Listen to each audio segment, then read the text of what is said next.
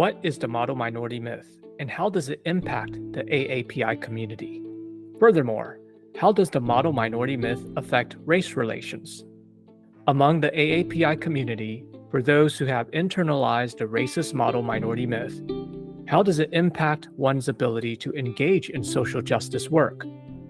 From a potential intervention perspective, what are some ways to begin to challenge the model minority myth as part of one's racial identity development?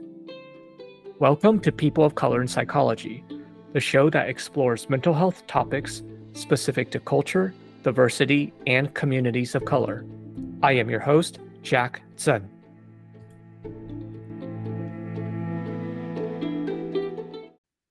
Jaki Yi, a second-generation Korean American, is in her final year of the Clinical Community Psychology PhD program at the University of Illinois Urbana-Champaign, and is currently a doctoral intern at the University of Miami Counseling Center. She defended her dissertation titled Activism Among Asian American College Students, a Grounded Theory Study, in August 2022, which was awarded the Jeffrey S. Tanaka UIUC Asian American Studies grant. Jaki will begin a tenure-track assistant professor of psychology position at University of Washington, Bothell in September 2023. Recently, Jaki published an article in the Journal of Counseling Psychology titled Ignoring Race and Denying Racism, a meta-analysis of the associations between colorblind racial ideology, anti-Blackness, and other variables antithetical to racial justice. Jaki's research focuses on institutional racism and social justice attitudes and behaviors, particularly among Asian American communities. Her clinical areas of interest include identity development, relational issues, career concerns, and prevention and outreach on college campuses. Jaki, thank you for joining us as part of the AAPI series conversation. Thanks so much for having me. Excited to be here. I appreciate you taking the time while you're doing internship and doing this recording with us, while also going through this period of adjustment. Can you tell me how you got to where you are today? Sure, absolutely. I would say I've always been interested in the helping professions. Thinking back, I thought I wanted to be a teacher. My dad was a high school principal. He really inspired me to pursue kind of a fulfilling career where you serve others with compassion, you impact future generations, and you help other people in their journeys towards personal growth. And so I really grew up hearing about how prevalent mental health issues are among students in particular. I remember my dad attending almost 5 funerals 1 year in 1 year of school for students who died by suicide or substance use and overdosing. And then I was also seeing similar concerns among my peers in my own school. And so I would say that's how I initially became really interested in mental health. But then as I moved through undergrad, I majored in psychology and I got involved in research kind of on a whim and other clinical and applied experiences throughout undergrad. And I developed a strong passion there for social justice and activism as a college student. And so I found that a path towards a doctorate in psychology would kind of fulfill me professionally to fit all these interests and values in social justice and skills in working directly with people through clinical work and teaching and mentoring, but also thinking kind of analytically about the world and being able to have the opportunity to write about society and write about social justice issues as a professor. And so ultimately wanting to be able to kind of create a career path that works on promoting social justice. And I couldn't have found a better path towards that. Wow. Thanks for sharing that history as well as struggles that people were dealing with. Was this in high school when you were exposed to some of the middle school, high school? Oh, yeah. wow. I was seeing, a lot of my peers struggling. There was, I would say that my generation has become more aware of mental health concerns. And I think it's wonderful that we have less stigma and more access to these mental health resources.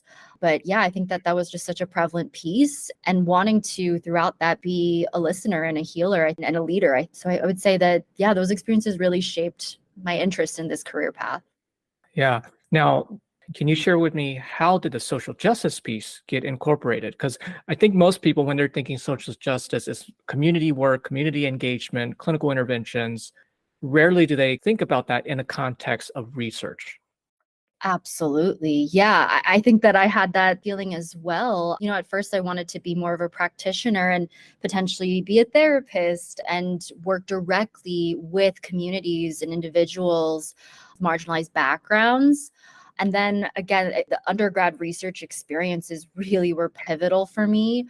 I was at NYU Steinhardt, where I met with one of my mentors, Dr. Shabnam Jodani, who does amazing work blending all of those pieces, blending community psychology, therapy, research, and she focuses on working with girls in the juvenile justice system in New York City. And so there was this amazing opportunity for us as undergrads to work and learn how to be advocates and do advocacy work for that population.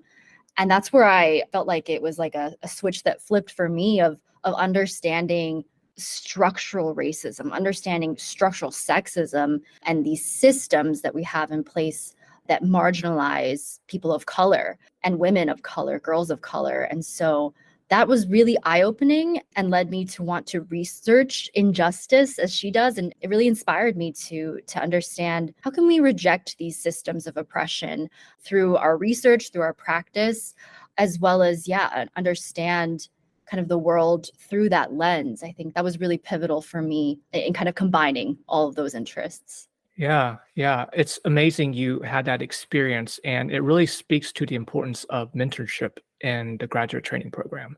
Mhm, mhm, Yeah, absolutely. yeah. And so one of your area of expertise, and I think is very fitting for this month's AAPI series, is the model minority concept. Mhm. Can you define for us what that means for you? Absolutely. Yeah, I would say that the model minority myth is the dominant narrative of Asian Americans in the US today. It continues to be something that Asian Americans are monolithically kind of lumped together and understood through this lens. Asian Americans under the model minority myth are largely viewed as unaffected by racism, largely viewed as not people of color who experience oppression, as well as not seen as uninterested and unengaged in social justice work and racial justice work. There's this big typecasting of Asian Americans under the model minority myth as this problem-free group that values hard work, is high achieving, economically, academically successful.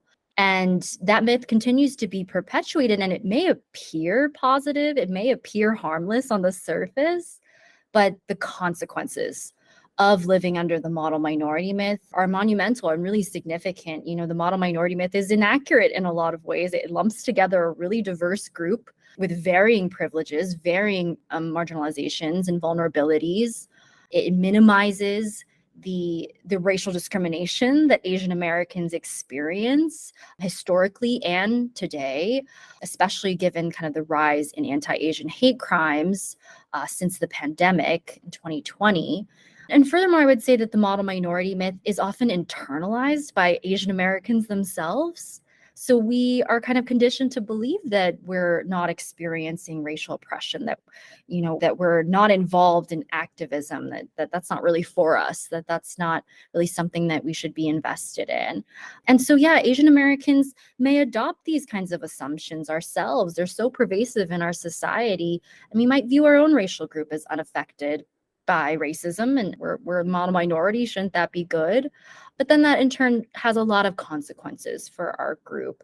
And so I would say that a lot of my research and practice is really committed to challenging and rejecting this assumption of the model minority myth, and hopefully empowering our community to really reclaim what it means to be Asian Americans for ourselves. Yeah, yeah, really, because this model minority myth, we didn't come up with that story. Mm-mm. It No, was we given to us. Yeah, Yeah, yeah, absolutely. In the 1960s, during the Civil War, this really came to be through white politicians who created this idea of Asian Americans being problem-free, perfect citizens in comparison to other racially minoritized groups that were fighting for their rights on the street. And yeah, seeing them, kind of putting them in this example or this pedestal of being, not rocking the boat, staying quiet, being compliant. And that's all part of this model minority image that we still carry in our society today. Yeah. Yeah. And in many ways perpetuates the racial hierarchy, which is the whole racism practice. Yes, exactly. Yeah. Yeah. I think for maybe folks who don't quite understand the model minority myth, or people who actually believe it, Mhm. not as a myth, but as something, hey, I am a model minority and this is what everyone should strive for. You mentioned there are negative consequences even within our own community. Can you, just share with me some of the negative consequences that you have observed? Absolutely. Yeah, I would say that there are really negative psychological consequences and more broadly socio-political consequences. So some psychological consequences of our own racial group of Asian Americans internalizing this idea that we're a problem-free minority group, that we're model minorities who are monolithically high achieving and hardworking. Again, positive on the surface, it serves a protective function there for boosting our sense of selves and maybe our sense of confidence in our cultural group and maybe cultural pride. And yet it also puts this immense pressure on young Asian Americans, for example, to live up to this impossibly high standard of achievement. What if as an Asian American, you don't fit that mold, if you don't fit this kind of racial stereotype and this one single story of what it means to be Asian American? That can lead to a number of negative psychological implications like greater anxiety, greater depression, lower self-esteem, just less life satisfaction, a higher risk of engaging in substance abuse. The research really shows that there are a host of negative mental health consequences of really internalizing and believing in these stereotypes and myths about our racial group. And then more broadly, some of my research kind of touches on how internalizing this myth can lead to experiencing negative attitudes towards other racial groups, because this myth does pit us against each other in ways under this racial hierarchy. And so in one of my studies that was published in Cultural Diversity and Ethnic Minority Psychology journals, found that greater beliefs in the model minority myth among Asian American college students was correlated with greater anti-Black attitudes and greater opposition to affirmative action policies that try to rectify racial injustice over the years in the US. And so there's a lack of solidarity in that sense. It really does have these implications of pitting Asian Americans against Black Americans in particular, and that leads to just less solidarity in our collective efforts to really try to dismantle this racial hierarchy. Yeah, as you're describing the findings from that study, I noticed that both our faces are having a look of disgust, Yes. right? Which is how can we how can we have internalized this?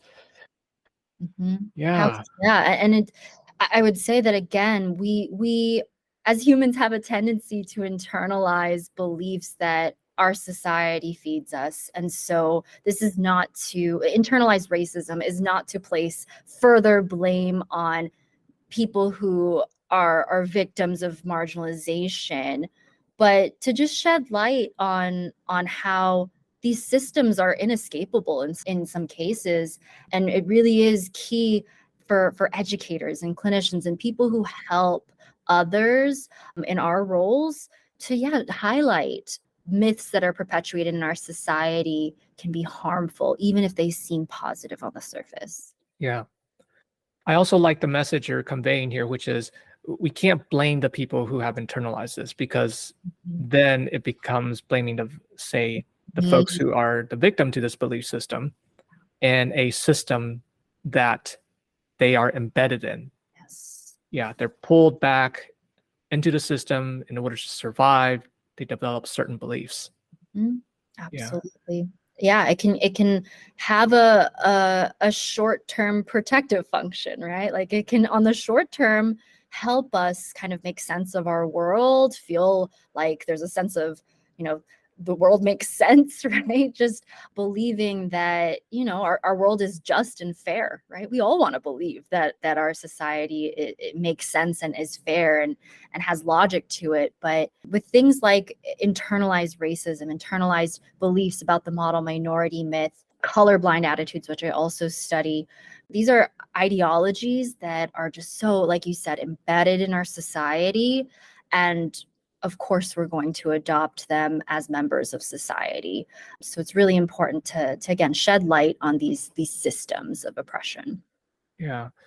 Yeah, you mentioned these psychological effects of Asian Americans who internalize or who believe this model minority myth. I think you also mentioned that there are socio-political implications. Can you elaborate on that? Yeah, absolutely. I would say that one of the big socio-political implications of the model minority myth is that Asian Americans feel caught in between white Americans and other people of color in this broader US racial hierarchy. And it's really important for society and for us to understand how that impacts our race relations in our country. Asian Americans, and again, particularly Black Americans, are pitted against each other in debates against affirmative action, for example. Asian Americans are kind of placed in this model minority position where, we're seen as really hardworking individuals who deserve to have kind of spots at Harvard and these Ivy League schools. And it's a complicated debate, and yet it's kind of pared down to, who's more deserving of a higher Yeah. education. Yeah, that whole debate, gosh, it burns inside when I hear Asian Americans arguing against affirmative action. It Yes. really burns inside for me. Mhm. Yeah. So the kind of you're saying getting caught in this racial relations in the US, this socio-political atmosphere, also access to resources, affirmative action being one of them, which is Mhm. access to institutions, educational opportunities. Mhm. Yeah. Absolutely. Yeah. Is there anything else you'd like to share about your research?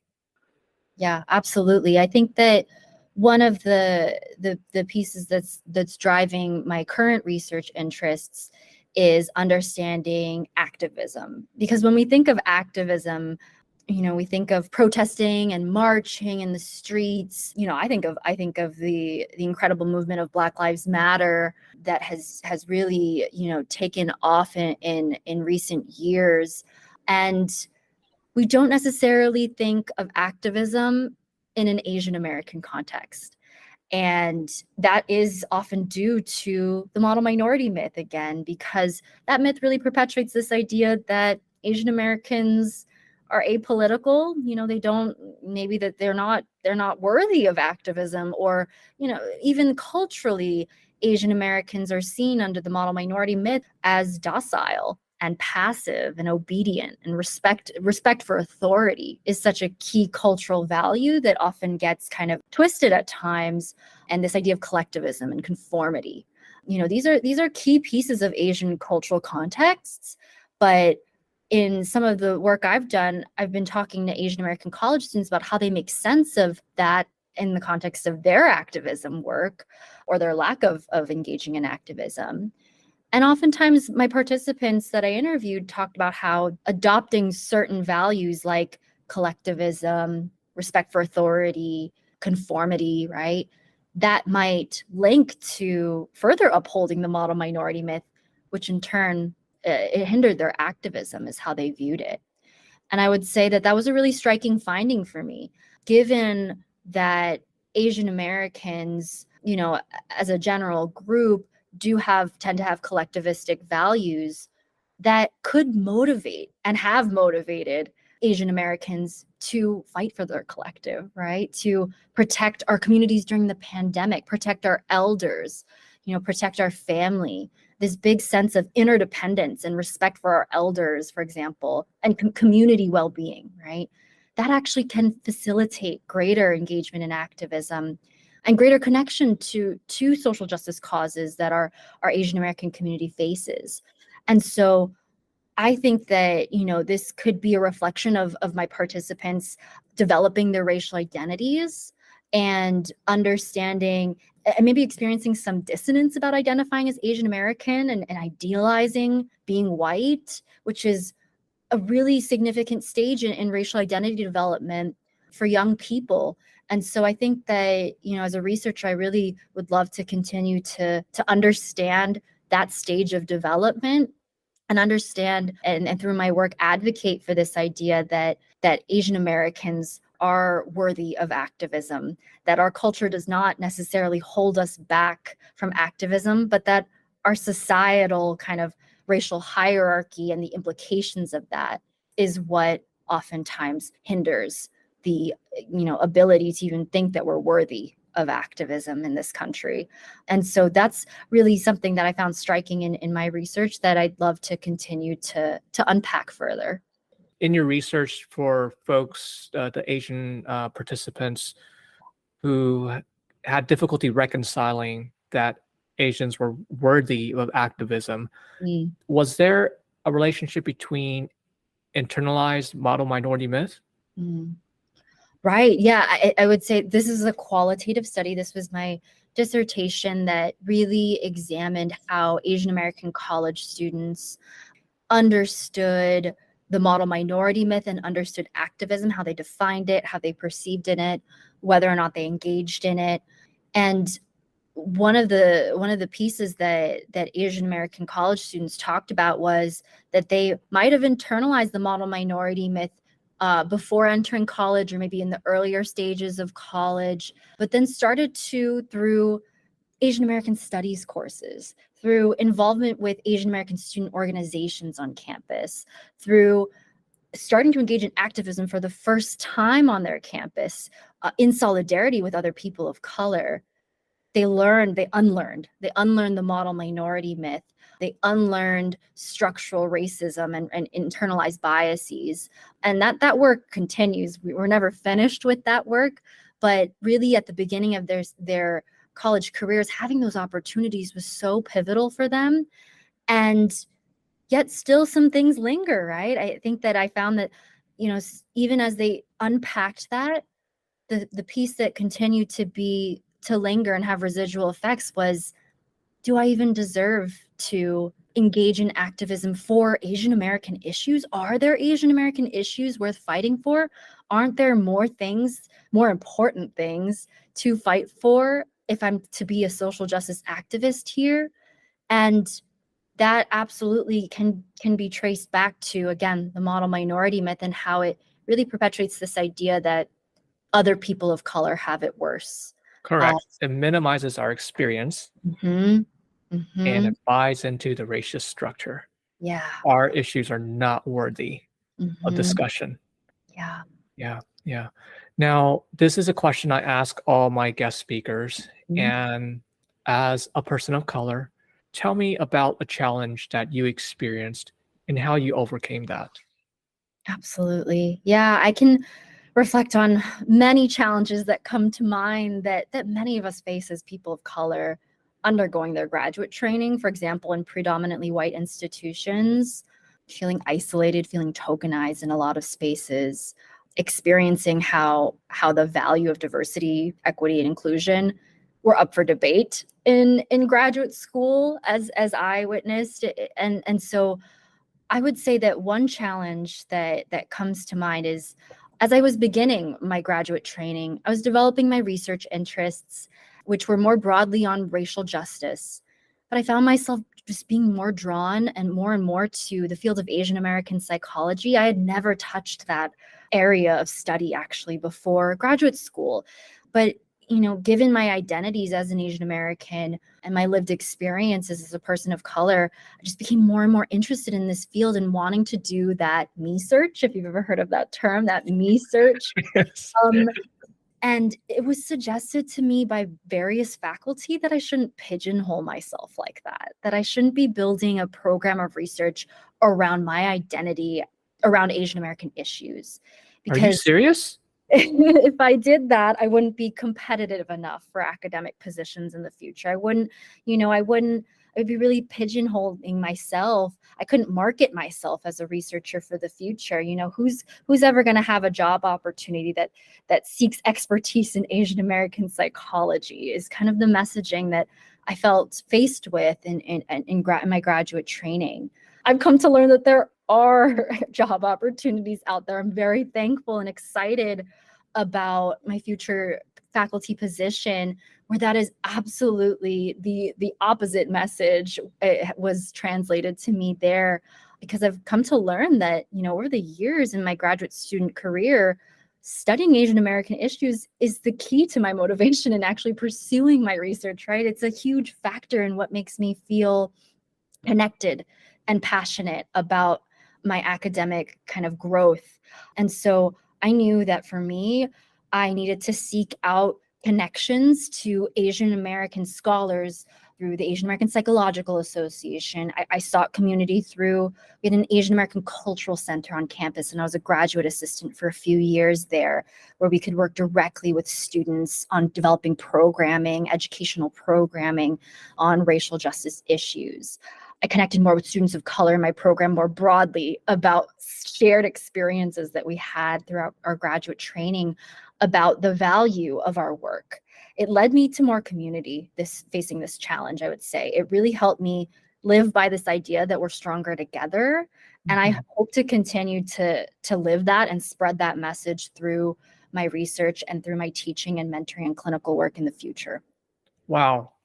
That is quite a bit of resilience you just exhibited, to be able to reach out to, not just folks in your department or folks in your immediate circle. You've actually gone to student organization groups that's unrelated to psychology.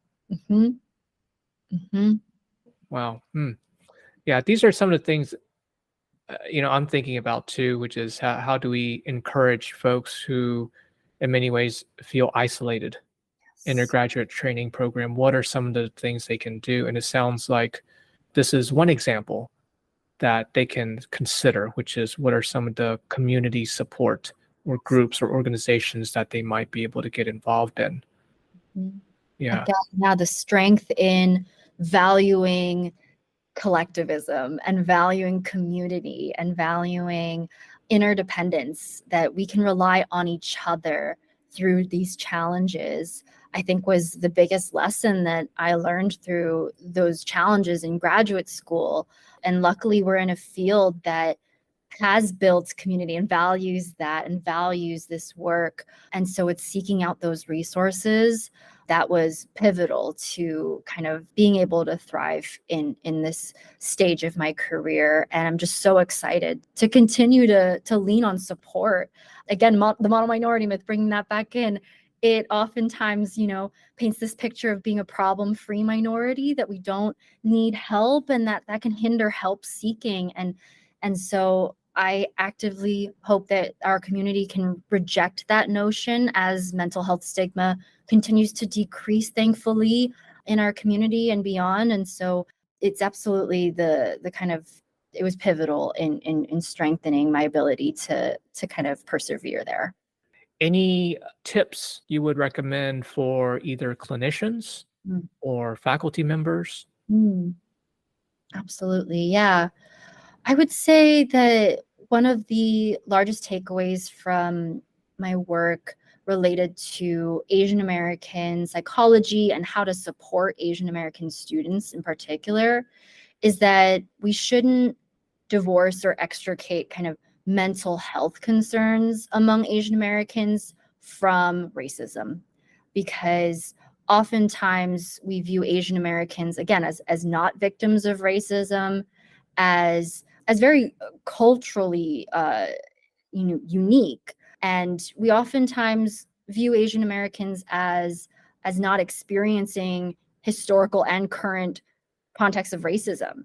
And so I think that when we work with Asian Americans, we should really understand their perspectives as people of color.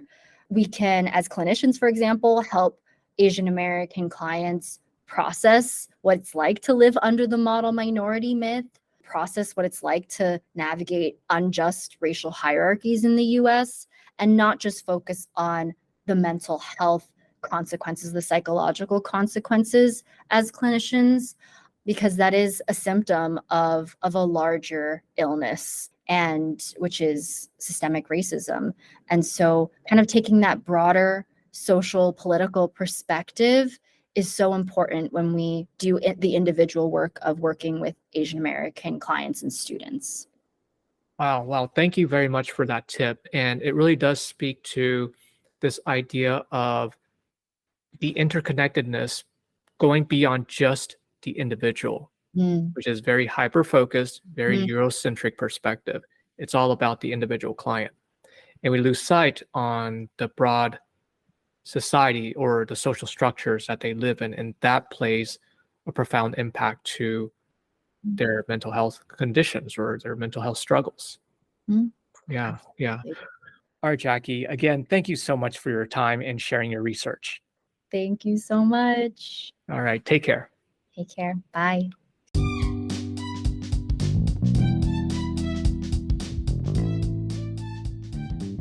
A huge thank you to our listeners. If you like what you've heard, please share and subscribe to our podcast, People of Color in Psychology.